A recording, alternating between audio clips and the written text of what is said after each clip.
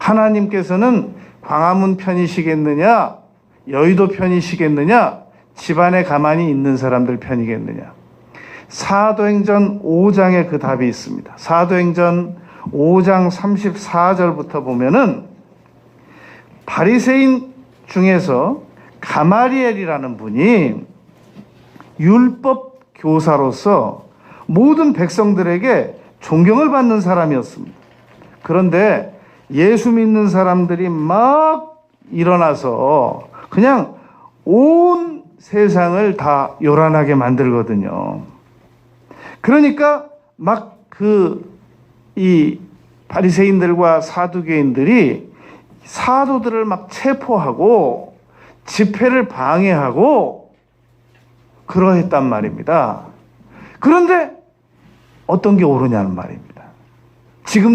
지금도 어떤 게 옳으냐 구분을 못하고 있는 것처럼 그때도 역시 어떤 게 옳으냐 구분 못하는 상황이 충분히 있었단 말입니다. 지금 어떤 사람은 이렇게 말을 하는 사람이 있습니다. 문재인 대통령이 정권을 잡으면 반드시 국론이 분열된다. 나쁜 사람이에요, 그 사람. 역대 어느 정권이 반반 나눠지지 않은 적이 있었습니까? 앞으로 어느 정권이 정권을 잡으면 이 나라가 반반으로 의견이 나눠지지 않는 정권이 들어설 것 같습니까? 그건 세상 끝날까지 그런 일은 없습니다. 항상 절반은 여러분 트럼프 대통령 되는 거 보세요.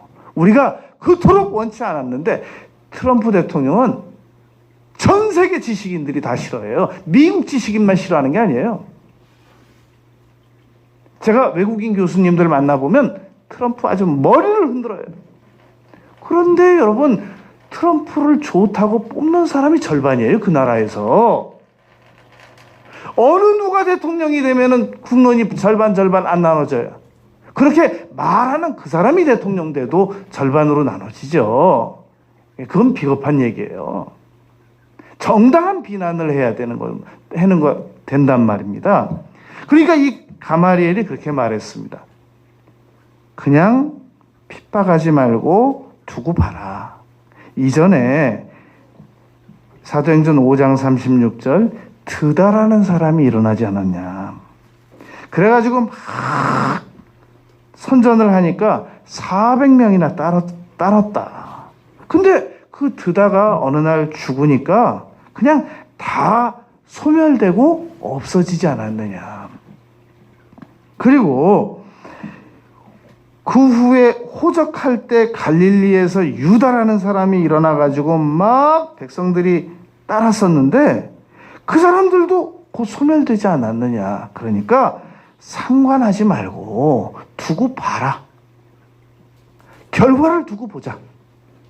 이렇게 말했단 말입니다. 여러분 우리가 지금 광화문이 오르냐 여의도가 오르냐 그냥 두고 보세요. 어떤 게 옳은지도 모르고 쫓아나가는 거는 안 되잖아요. 그건 지성인이 아닙니다. 어떤 게 좋은지도 모르고 오늘은 여기 가보고 내일은 저기 가보고 그냥 학습하러 나가는 건 괜찮지만 그냥 나가가지고 마음에도 확신 없는 구호를 외치고 그거는 아니란 말입니다. 그러니까 잘 보는 거예요. 마태복음 7장 16절 그들의 열매로 그들을 알지니. 이제 잠시 후면 열매가 드러난단 말입니다.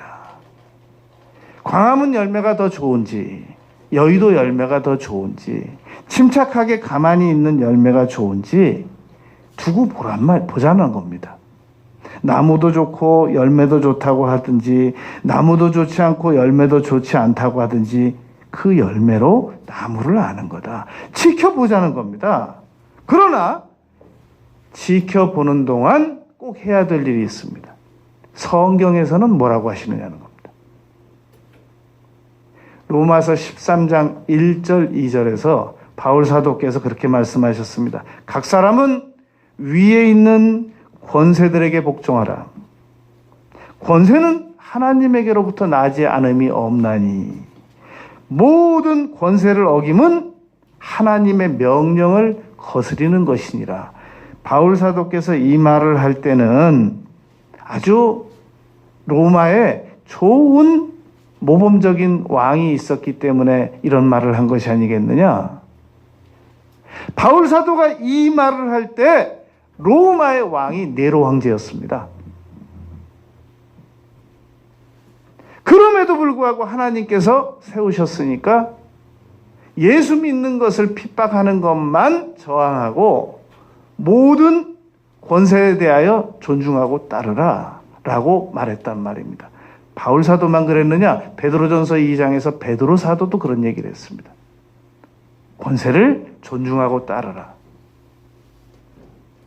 문재인 정권이 우리에게 예수님을 못 믿게 한다거나 그러면 목숨 걸고 저항해야 됩니다.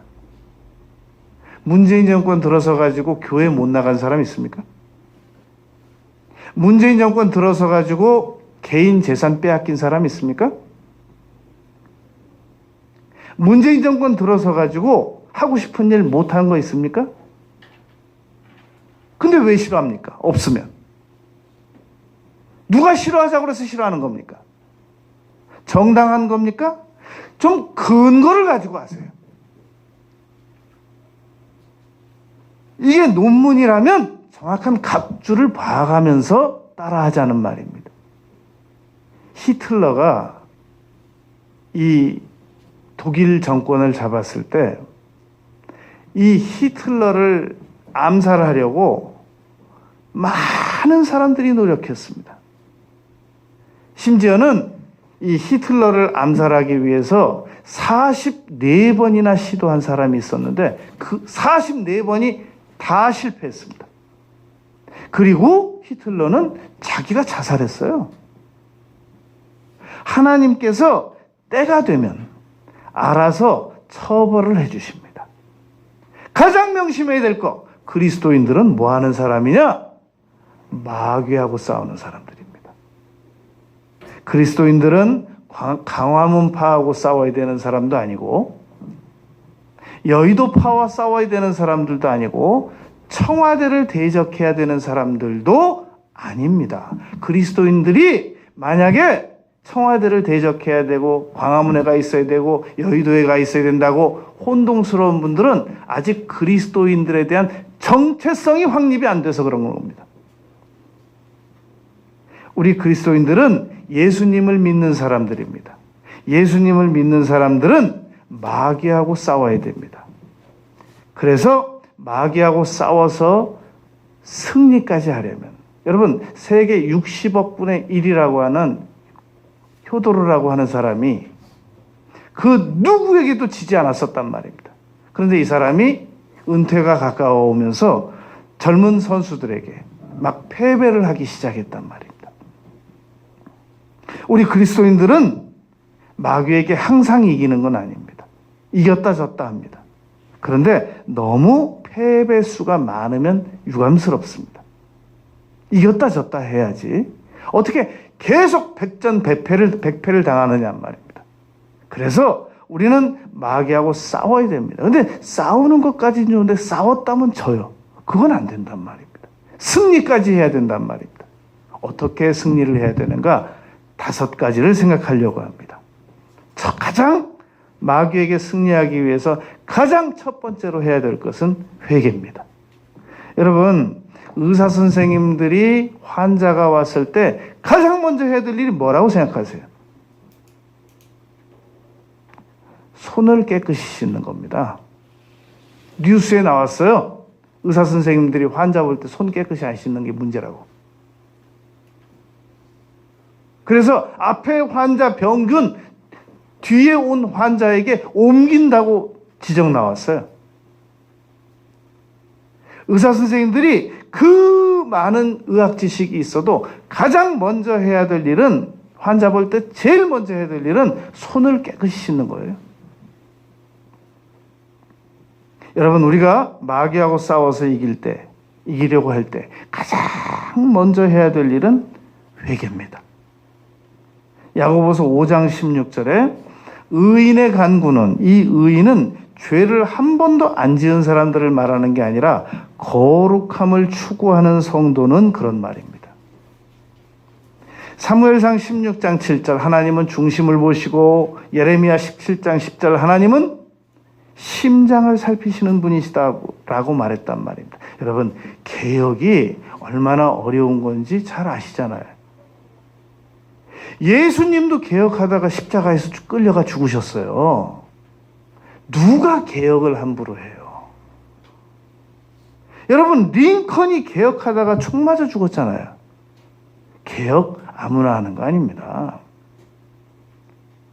조국 전 장관이 검찰 개혁을 하려고 했다면 펀드를 하지 말았어야 돼요.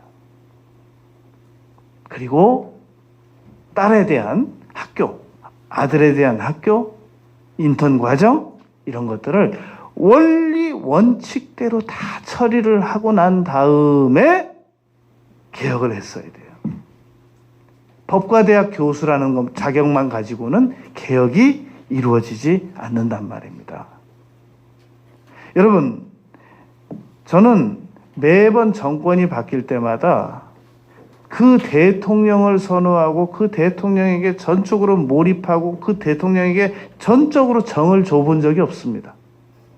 마찬가지로 지금 문재인 대통령도 마찬가지입니다. 그러나 제가 한 가지 문재인 정권에 대하여 꼭 기억하고 있는 건 이 점입니다. 문재인 대통령이 변호사 시절에 어디로부터 이 차를 제공받았대요. 자동차를. 그런데 그 자동차를 부인이 사적인 용도로 끌고 시장을 갔대요. 문재인 대통령이 다른 일 다 그만두고 쫓아가서 차 뺏어왔대요. 나는 그거 하나만 보고도 문재인 대통령에게 아주 높은 점수를 주었던 경험이 있습니다. 아, 저 사람이 됐다. 두 번째 제가 문재인 대통령에게 점수를 준 것은 그 박주민 의원이 같이 들어가다가 어느 테이블에 숟가락을 떨어뜨렸대요. 문재인 대통령이 건드려가지고. 죄송하다고 사과를 했대요. 앞에 비서진들이 문재인 대통령 빨리 오시라고 독촉을 했대요. 문재인 대통령이 그 자리에 서서 말했대요. 숟가락이 아직 안 왔잖아. 그랬대요.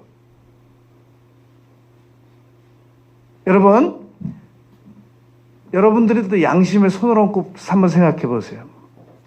역대 어느 대통령이 문재인 정권보다 인격이 더 좋았습니까? 인정할 건 인정하세요. 전 그분이 주사파적인 사고를 가지고 있는지 공산주의적인 사상을 가지고 있는지 전 그건 모르겠어요. 그건 사상 전문가들이 분석할 일이고 전 이분이 인격이 됐다고 봐요. 앞으로도 이만한 인격이 나오기가 쉽지 않다고 봐요. 합법적으로 당선된 대통령이에요. 무식한 근거로 하야하래요. 나쁜 사람들이에요. 기독교라고 하는 힘을 가지고 우리 운전하고 가다가 버스가 미루면 등치로 미는 거잖아요. 그거는 나도 한 차선 가야 되고 버스도 한 차선 가면 되는데 왜 등치로 미냐고요. 기독교인이 수만 많다고 해가지고 함부로 비난하고 함부로 하야하라고 그러고 제가 지켜볼 거예요. 하나님께서 어떤 것을 옳게 보시는가. 예수님이라고 하는 명분만 가지고 나가서 비합법적인 합리적이지 못한 그런 주장을 하는 사람을 옳게 보실 것인지 문재인 대통령을 하야를 시킬 건지 제가 똑똑히 볼 거예요. 여러분 같이 보시자고요. 어떤 게 옳은지. 우리 예수 믿는 사람은 자신의 내면을 회개해야 됩니다. 아, 조국 전 장관이 저렇게 잘생기고 저렇게 키가 크고 저렇게 법학 박사라도 아생연후 살타 자신의 문제를 먼저 해결하지 않으니까 결국은 개혁을 못하는구나, 하다 마는구나. 결국은 부인이 감옥 가고 저 고통을 당하는구나. 그렇다면 나도 따라서 회개해야 될 일이지. 어디 광화문을 나가냐고요, 지금. 어디 여의도를 가냐고요. 그 갈 시간이 어디 있어요. 무릎 꿇고 회개해야지. 마귀하고 싸워 이기려면 가장 첫 번째로 회개해야 됩니다. 두 번째, 순종해야 됩니다. 여러분, 순종이라고 하는 건 우리가 하나님에게 순종한다고 하니까 순종하는 게 힘든다고 생각하는데 법 앞에 순종하는 거예요. 모든 민주주의 국가 국민들은 법 앞에 순종하는 거예요. 자유평등만 외치지 말고 권리만 주장하지 말고 의무를 이행하는 게 민주시민이에요. 예수님 믿는 사람들은 하나님에게 예수님 믿는 건 좋은데 예수님에게 자꾸 순종하라고 그러더라. 너무 힘들더라. 하나님에게 자꾸 순종하라고 그러더라.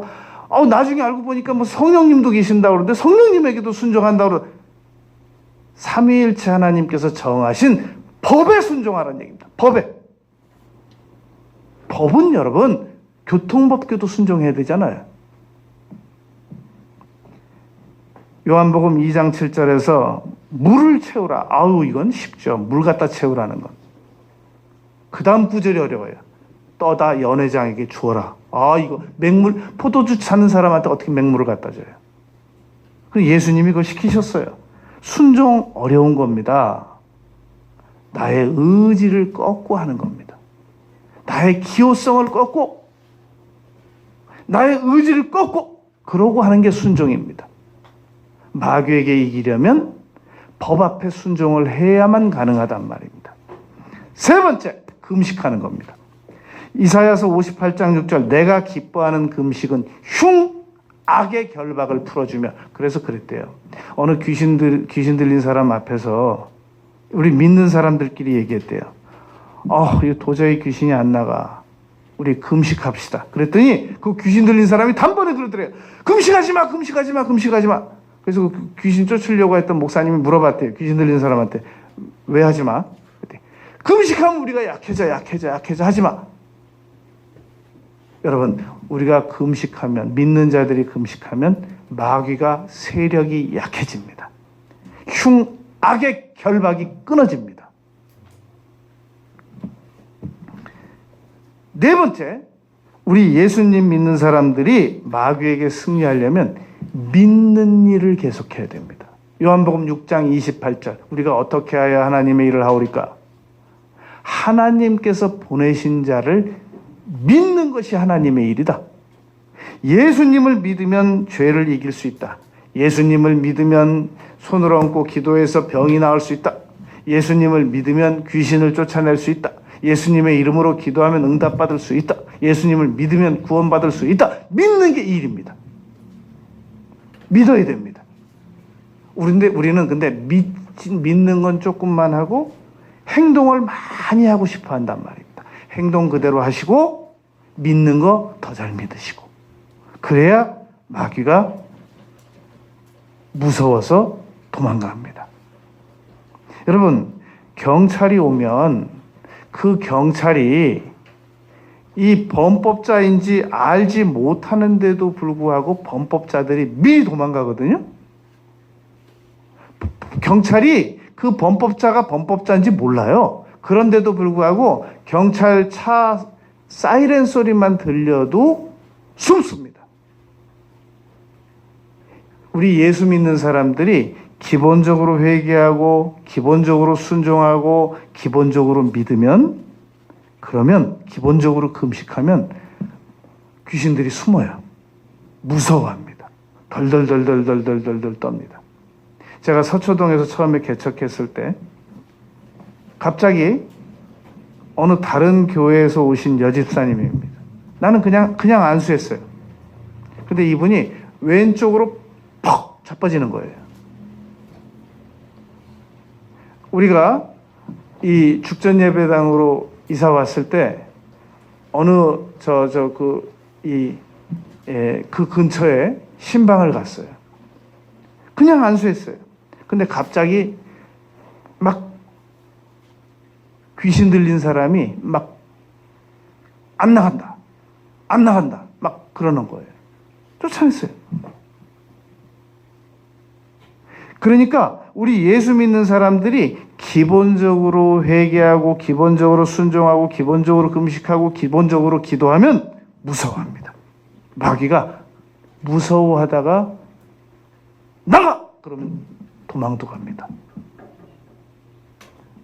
그런데 아무 회개도 안 하고 아무 순종도 안 하고 아무 금식도 안 하고 아무것도 안 믿고 나가! 그러면 못 나가. 그런단 말입니다.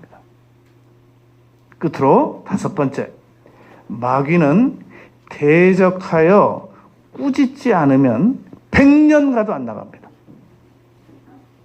반드시 꾸짖어야만 나갑니다. 마귀는 꾸짖지 않으면 아무도 두려워하지 않고 숨어 있습니다. 여러분, YWAM에 보면 로렌 커닝햄이라는 분이 그 최고 책임자입니다. YWAM이라고 그래요. 선교회. 그 로렌 그 목사님께서는 전 세계를 다니면서 복음을 전하시는 분이십니다. 이분이 스위스에서 복음을 전할 때 그 사모님이 그 스위스에서 일시 기거를 한 적이 있었습니다. 어느 날 빨래를 짜기 위해서 세탁기에다가 이 빨래 탈수기에다가 넣고 그 탈수기 뒤로 이 빨래가 하나 떨어져서 줍다가 350V 전기에 감전이 됐습니다. 우리 220V 쓰잖아요. 220V만 해도 끔찍한데 350V에 감전됐단 말입니다. 근데 그 순간에 성령께서 그러시더래요. 마귀를 꾸짖어라. 손이 안 떨어, 이 350V에 손이 이렇게 들어가니까 손이 빠지질 않더래요. 근데 정광석화처럼 그 순간에 마귀를 꾸짖어라. 그 깨달음이 와서 예수님 이름으로 꾸짖었대요. 손이 빠졌대요. 그리고 3도 화상만 입었대요. 멀쩡하대요. 여러분, 예수님의 이름을 제발 좀 믿자고요. 예수님의 이름의 능력을 제발 믿자고요. 우리가 예수님의 이름의 능력만 제대로 믿으면 웬만한 병 다 고칠 수 있어요. 여러분, 제가 체험을 안 해보고 하는 얘기가 아니잖아요. 정말 체험해보고 하는 얘기잖아요. 이게 어디 교과서에서 나온 얘기가 아니란 말이에요. 정말로 실질적으로 내가 체험을 수없이 해보고 수없이 의심해보고 수없이 체험해보고 그러고 하는 얘기예요. 예수님의 이름에는 능력이 있습니다. 마귀를 대적하면 우리는 반드시 승리할 수 있습니다. 기도드리겠습니다.